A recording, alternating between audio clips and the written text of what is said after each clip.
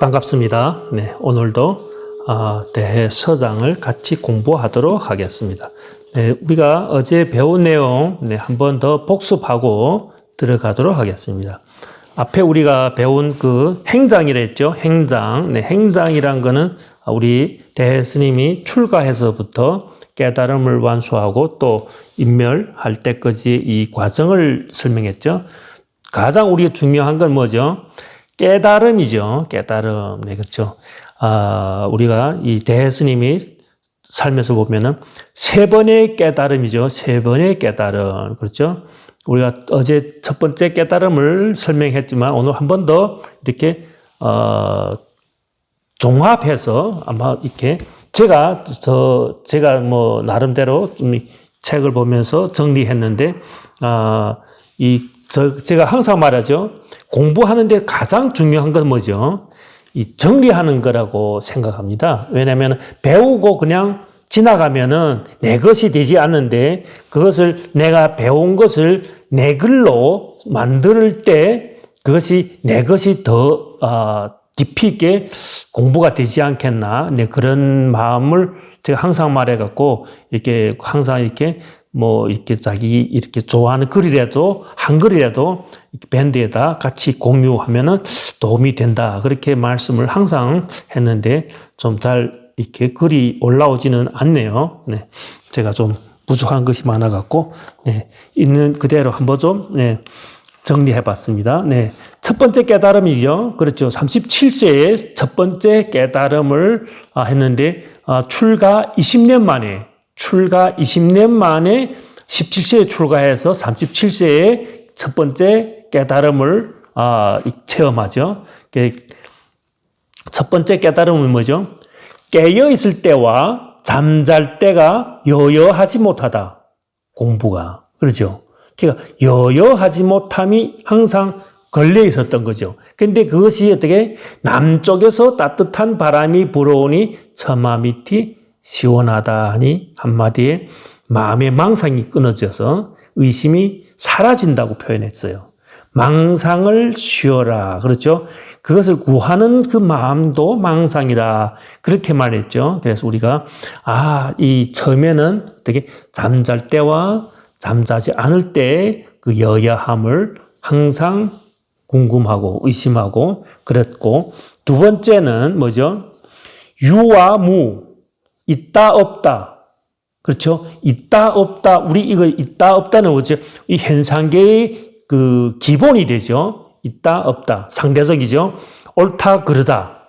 우리는 여기서 자유롭지 못하죠. 항상 옳고 그름을 우리는 만들어서 자기의 옳고 그름이 다 있죠. 옳고 그름이. 이것에 벗어나는 것이 우리가 수행이라고 표현할 수 있는데, 아직은 우리가 옳고 그름, 그렇죠? 그래서 항상 각자 다른 이런 그것이 있죠. 이런 표적 있죠. 우리가 나는 이것이 옳다 생각하고, 그렇죠? 우리가 그런 이 분별하는 마음이 다 있기 때문에 우리는 아직 중생의 마음이라고 표현했죠. 그럼 여기서 유와 무도 똑같은 말이죠. 유와 무, 옳다 그러다는 어떻게 항상 이 넝쿨같이 나무에 얽히듯이 이렇게 서로 얽혀 있는 이 상태가 우리의 지금 현상의 삶이죠. 그런데 그 옳다 그러다 하는 이 분별심이 탁 끊어지는 자리, 그렇죠? 탁 끊어질 때 뭐죠? 상수래라고 했죠. 상수래. 요런 단어는 꼭 한번 기억해 두면은 좋겠죠. 상수래라. 이 한마디에 어떻게? 상수래란 거 어제 제가 말했죠. 뭐라고 했죠? 항상 같이 있었다. 이것이 두 가지로 표현된다 했죠. 우리 대승불교에서는 이것이 있으므로 저것이 있다고 표현했지만 선불교에 와서는 그 해석이 완전히 다르게 동시성을 말하는 거죠. 색과 공은 동시에 존재하는 것이지 이것이 따로 존재하는 것이 아니라는 거죠. 우리가 지금 공을 항상 배우고 있다고 하지만은 우리가 지금 그 원인은 현상계에서 우리가 공 속에서 살고 있으면서 그 공을 볼 수 없고 표현할 수 없기 때문에 우리는 그 공을 항상 망각하고 산다는 거죠. 그 공이란 거면요. 그 불이 그 공동하게 존재하는 모든 존재의 근본을 말하는 것이죠. 우리는 그 근본을 항상 떠나서 어떻게 현상계의 이 분별해서 우리는 살고 있는 것이죠. 그래서 우리가 항상 뭐죠? 이 목마르게 이 현상계에서 살면은 어차피 목마를 수밖에 없겠죠. 왜냐하면 현상계를 따라가는 그 자체가 목마르고 그게는 실체가 없는 것이기 때문에 그렇죠. 그래서 상수래라 상수래 그렇죠. 상수래란 이 한마디 색과 공이 둘 아니라는 이 깨달음이죠. 이것이 그 두 번째 깨달음이죠. 두 번째 상수래라 그렇죠. 유와 무는 항상 같이 있었다 그렇죠. 세 번째 깨달음은 화엄경을 공부하시다가 칠지보살이 뭐죠? 무생법인을 깨달은 거죠. 무생법인. 그렇죠. 여기에서는 이 세 번째는 뭐죠? 생과 사죠. 무생이죠. 무생이, 태어난다는 것은 결코 존재하지 않는 거예요. 왜냐하면 우리가 현상계가 계속 변하고 있지만은 어떻게, 이거는 환이라고 표현했죠. 환. 꿈과 같은 것이죠. 우리가 깨어나는 순간 어때요? 이 환은 꿈은 없어지는 것이기 때문에 여기서 무생법인이라고 했죠. 무생법인. 그래서 생과 사의 그것을 완전히 넘어서는 거죠. 그래서 뭐죠? 생사열반이 본래 둘 아님을 깨달아서 제8식이 뭐죠? 이 장식이 우리의 업식에서 제8식의 우리 업식에서 벗어나서 금강권이었죠. 금강의 그 테두리에서 어떻게 벗어나서 깨달음을 성취하는 거죠. 그래서 이미 그것은 8식에서 이 벗어났다는 것은 이미 모든 업식을 다 벗어났다. 그렇게도 볼 수 있겠죠. 그래서 우리는 어떻게, 이 세 번째 화엄의 칠지보살이지만 이미 팔지라고 표현할 수 있죠. 그래서 거의 궁극에 가까운 그런 깨달음을 성취했다고 그렇게 볼 수 있겠죠. 네. 그리고 또 재미있는 그 단어가 뭐죠? 금시법이라. 금시법. 요거 저도 경전을 공부하다가 금시법이라고 이렇게 되어 있는 이 단어는 처음 지금 보는데 금시법 정말 멋있는 표현이라고 생각합니다. 모르면은 금과 같고 알면 똥과 같다.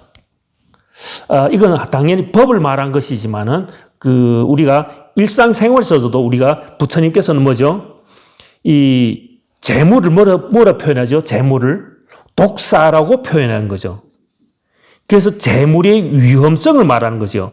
어리석은 사람은 어떻게? 부처님 이런 말씀이 있었어요. 어리석은 사람은 재물을 모으기만 하고 그것을 바르게 사용하지 않으며 보시하지도 않는다. 이와 같으면 그 재물은 마치 집에 들어온 독사와 같아서 언제 물어 죽일지 모른다. 그렇게 표현한 적 있죠. 이게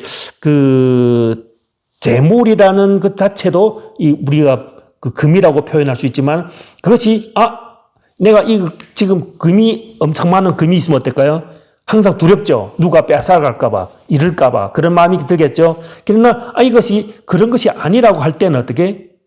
다른 거죠. 우리가 어떤 무인도에서 내가 금을 다 갖고 있어도 아무 쓸데도 없죠. 빵 한 조각보다 못할 수도 있겠죠. 그래서 우리가 무소유를 우리가 선에서 말하죠. 무소유. 가져도 가진 바 없이 가지는 것이 어떻게 진정한 것이다. 그렇게 표현했죠. 내 것이란 게 무아고 무소유였죠. 무소유.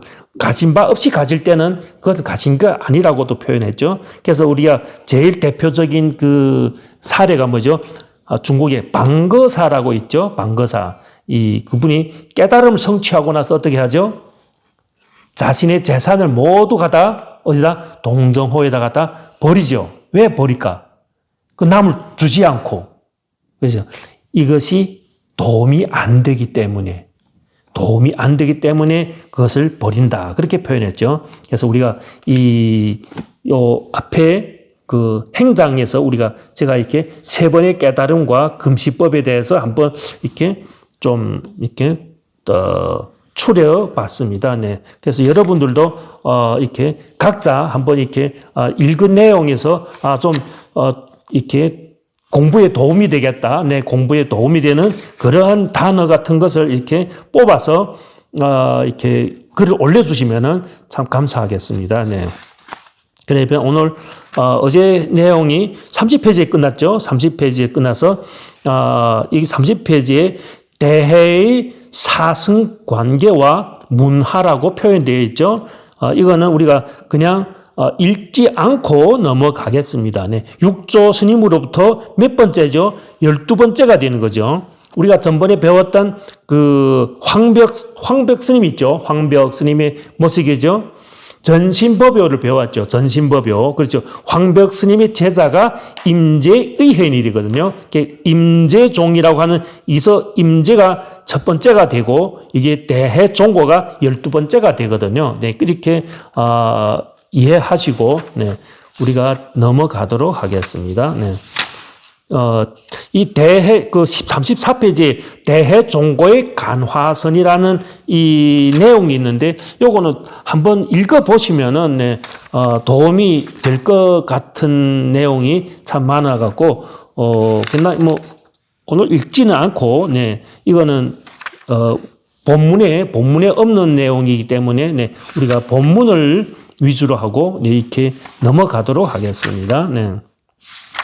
결국 번역의 둔점 지나서 네, 본문 오늘에는 네, 본문 스님 앞에 그 깨달음에 대해서 그러면은 네, 본문으로 들어가도록 53페이지 네, 53페이지에 네, 들어가면은 증시랑 천유가 묻는 편지 그렇겠죠.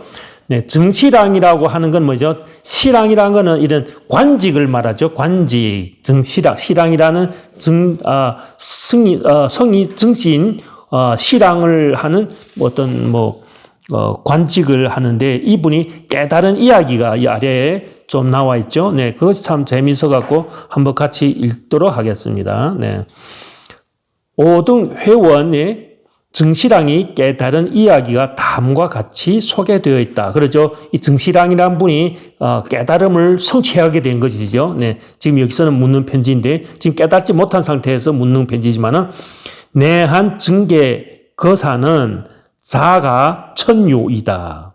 오래도록 원호 선사를 찾아 배웠고, 그렇죠? 원호 스님이 밑에서 공부를 했고 또 대해 선사의 문화에 드나든 날도 있었다. 그렇죠? 밑에서도 공부하셨다. 그렇죠?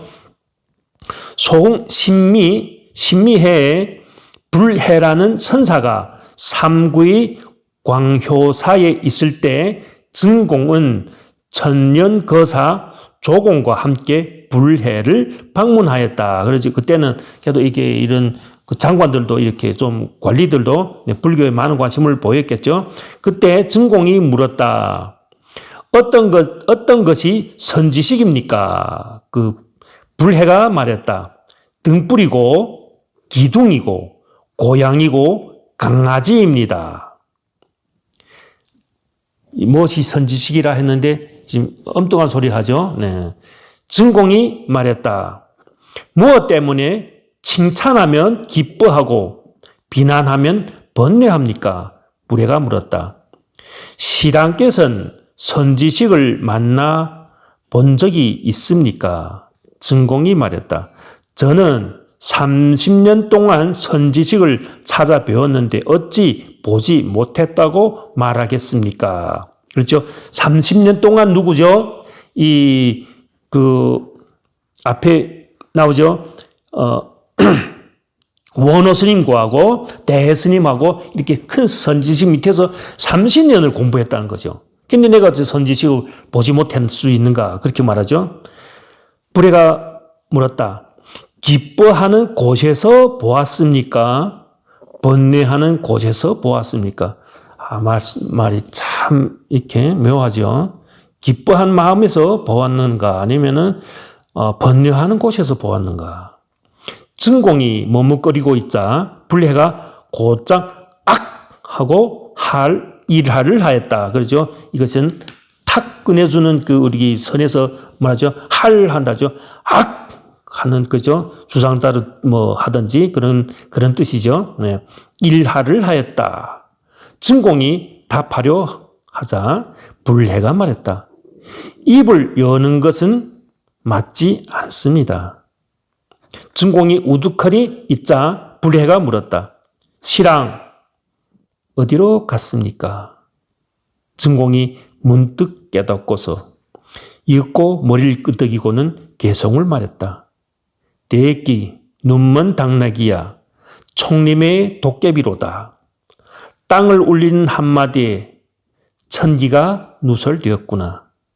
뜻이 어떠냐고 누가 묻는다면 불자를 집어들어 입을 때려 주리라. 불해가 말했다. 다만 말뚝 하나를 얻었을 뿐이로다. 참 그렇죠. 이 원호 스님하고 그 대해 스님 밑에서 30년을 공부했는데 거기서 깨닫지 못하고 결국 어떻게 그 대해 스님 밑에 그 분한테죠. 이 불해 스님한테서 이것을 깨닫게 되는 거죠. 그래서 이 깨달음의 인연이란 거는 참 그런 이게 좀 따로 있는 것 같죠. 아까 말했던 우리가 누구죠? 황벽 스님 밑에서 우리가 임재 스님이 공부하다가 깨닫지 못하고 떠나면서 바로 깨닫는 그런 일화도 있죠. 우리가 보면은 그와 같이 그 뒤에 불해의 법을 이었으니 대해에게는 조카가 되는 셈이다. 그렇죠? 조카가 되는 그런 관계다. 그렇게 됐죠. 그래서 이 증시랑이라는 분도 결국 깨달음을 성취하게 되죠. 네. 한 장 번져서 제가 이전에 원문이죠. 이전에 장사에서 원호 스님의 편지를 받았는데 스님을 일컬어 늙음하게 만났으나 얻은 것이 매우 기특하다고 하셨습니다. 그것을 잊지 않고 거듭 생각해온 것이 벌써 8년째입니다. 그렇죠. 참 거기에는 옛날에는 뭐 교통도 좀 힘들고 그렇죠. 법문을 직접 듣지 못함을 늘 안타깝게 생각하며 오로지 간절히 우러러 사모해 왔습니다. 저는 어릴 때 발심하여 선지식을 찾아뵙고 이 일을 물었습니다. 뭐죠? 일대사 인연이겠죠. 큰일이겠죠. 20세가 지나서는 결혼하고 공무에 종사하기 바빠서 공부가 순일하지 못했습니다.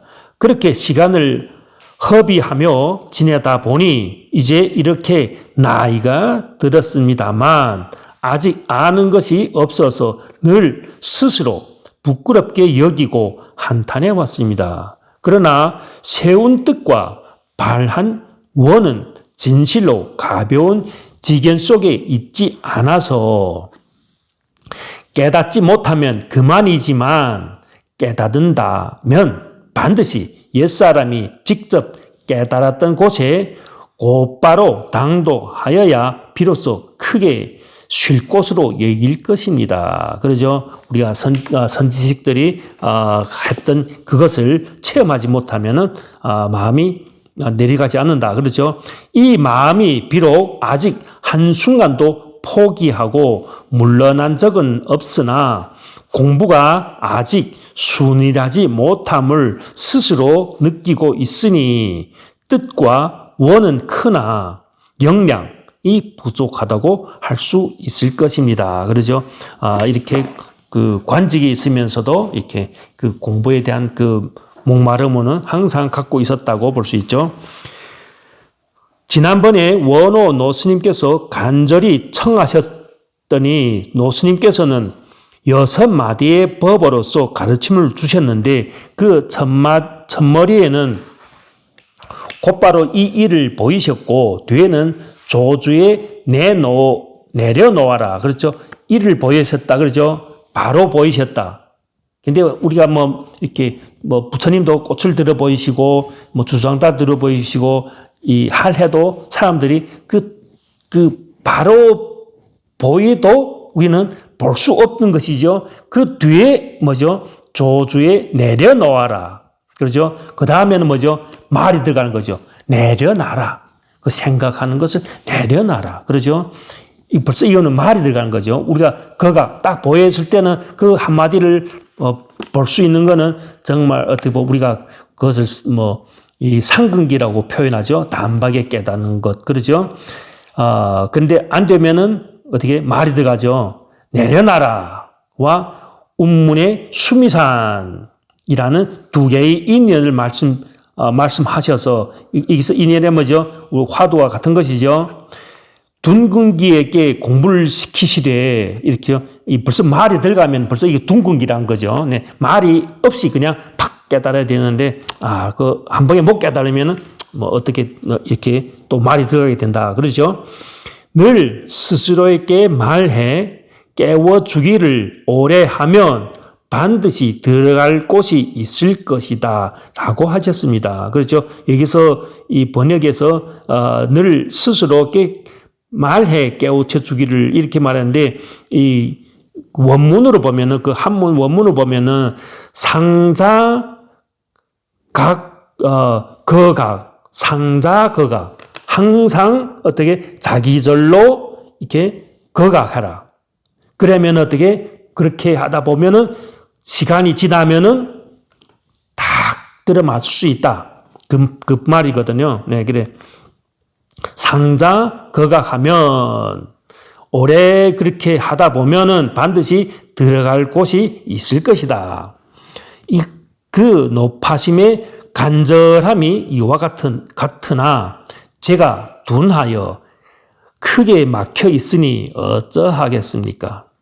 이제 다행히 사사로운 집안의 일들과 세간의 인연을 모두 마치고 다른 일이 없이 한가로이 지내게 되었으니 바로 스스로 아프게 채찍질하여 처음의 뜻을 이루고자 하지만 다만 아직 가르침을 받아 깨우치지 못함을 한탄할 따름입니다. 그러죠?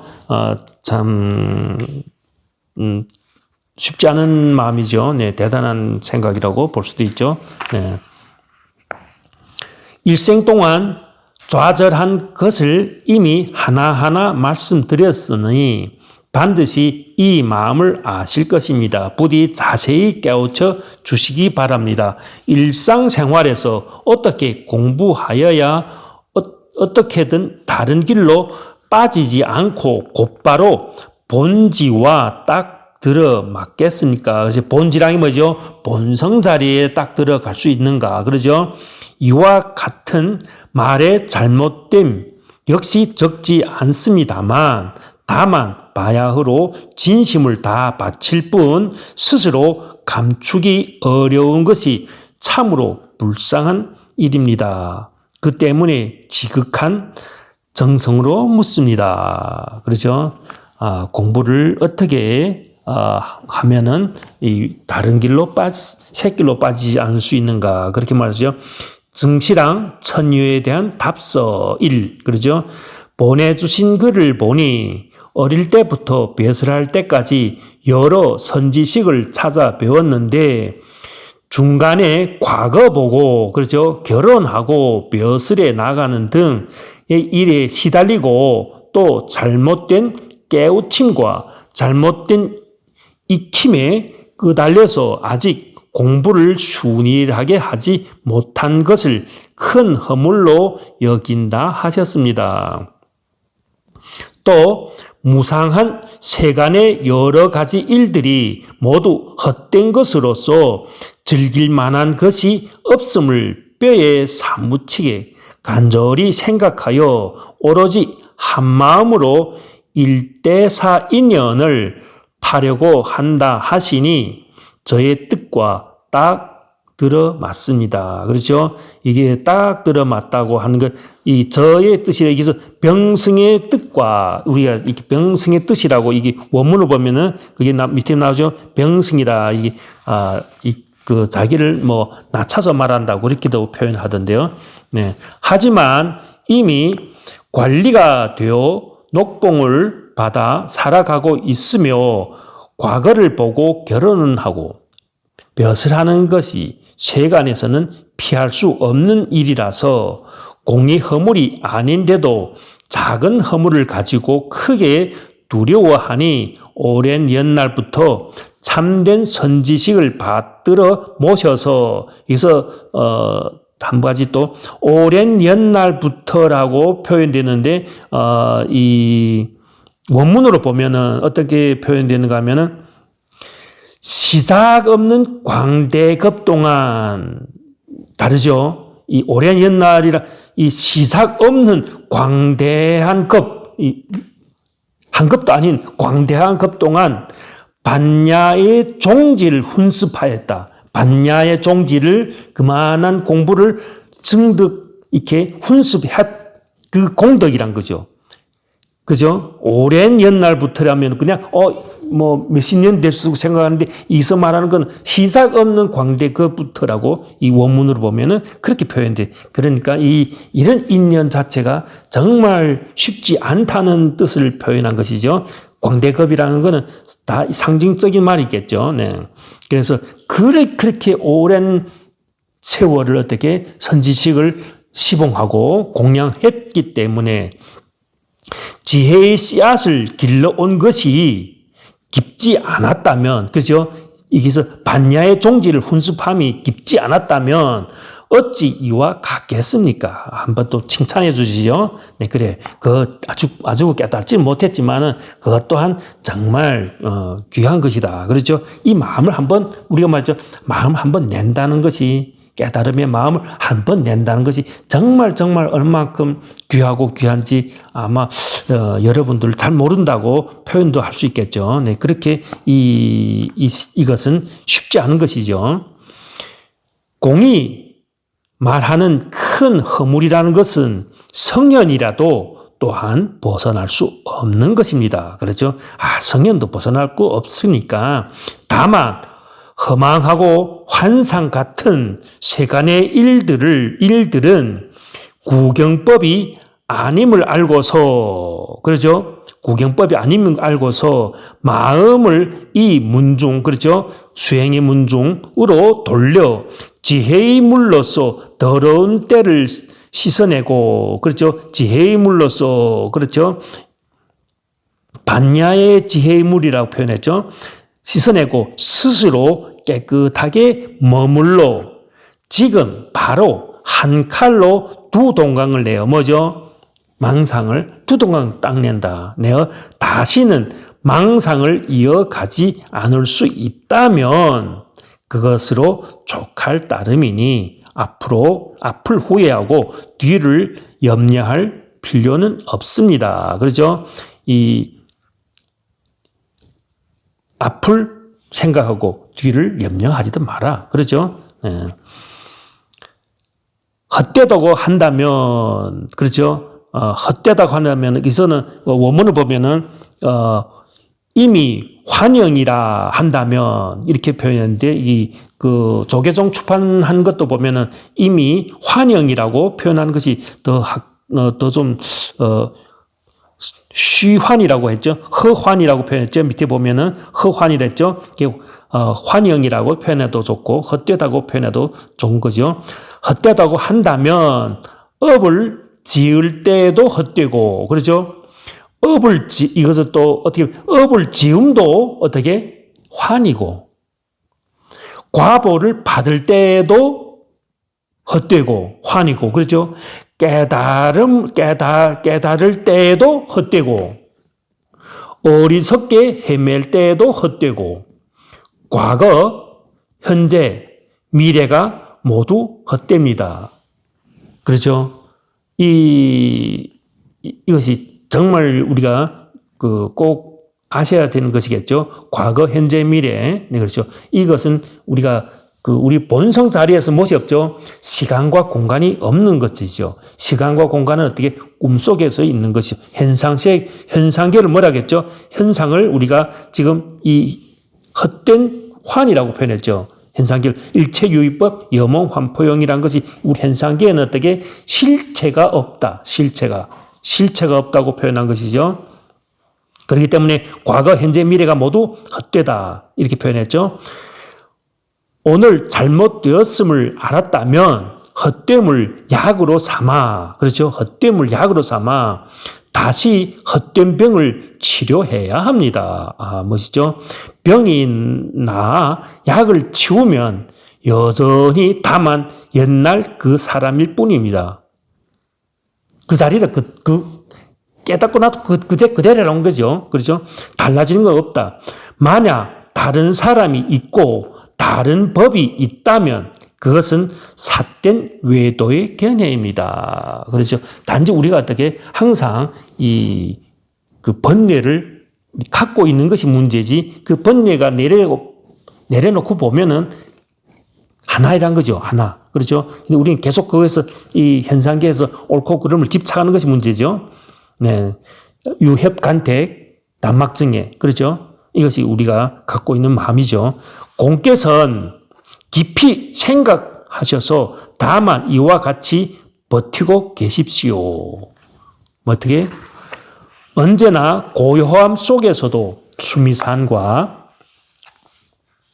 내려놓아라 라는 두 마디 말을 절대로 잊어버려서는 안 됩니다. 그렇죠? 내려놓아라 하거나 수미산 무슨 이게 화두라고 볼 수 있죠. 다만 당장 착실하게 공부해 나아갈 뿐 지나간 일은 두려워할 필요가 없고 생각할 필요도 없습니다. 생각하고 두려워하면 공부에 장애가 될 뿐입니다. 다만 모든 부처님이 앞에서 큰 서원을 일으켜 내십시오. 원컨대 이 마음이 굳건하여 영원히 물러나거나 잃어버리지 않고 모든 부처님의 가피에 힘입어 선지식을 만나 한마디 말을 듣자마자 문득 분별심이 사라지고 위없는 바르고 평등한 깨달음을 이루어 부처님의 해명을 이음으로써 모든 부처님의 한량 없는 은혜에 보답하기를 바랍니다. 좋은 발언문이죠. 이거 꼭 한번 이게 될 수 있으면은 필기 한번 하시기 바라겠습니다. 다만 이와 같이 하여 오래 계속한다면 깨닫지 못할 이유가 없습니다. 내용이 한번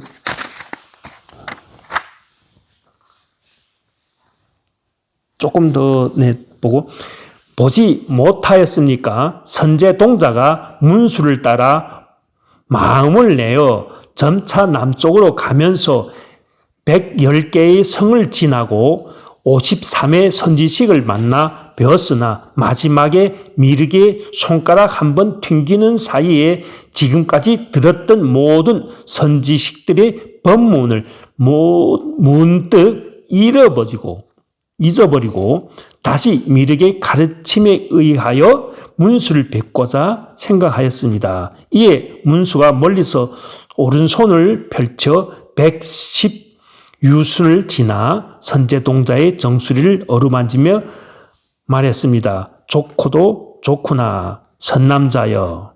만약 믿음의 뿌리를 벗어난다면 마음에 작아지고 염려되고 후회되어서 공행이 갖추어지지 못하고 물러나 정밀한 노력을 잃어버릴 것이니 한계의 성근에 머물고 집착하는 마음을 내며 조그마한 공덕에 인해 만족하게 되어서 행원을 잘 일으킬 수 없고 선지식에게 보호받지 못하고 나아가 이와 같은 법성과 이와 같은 이치와 이와 같은 법문과 이와 같은 행위와 이와 같은 경계를 밝게 알 수 없으며 또 주편지라든지 종동지라든지 근원을 통달하는 것이라든지 해료라든지 취입이라든지 해설이라든지 분별이라든지 증지라든지 획득도 모두 불가능하다. 그렇죠? 이 오늘에는 요 마지막 구절이죠. 마지막 구절 요것을 한번 우리가 그 다음에 내일 한 번 더 이렇게 들어가 보겠는데, 각자 이렇게 그 배운 내용을 한번 좀 종합적으로 한번 해 보시기를 한번 부탁드리겠습니다. 오늘 공부는 여기서 마치겠습니다.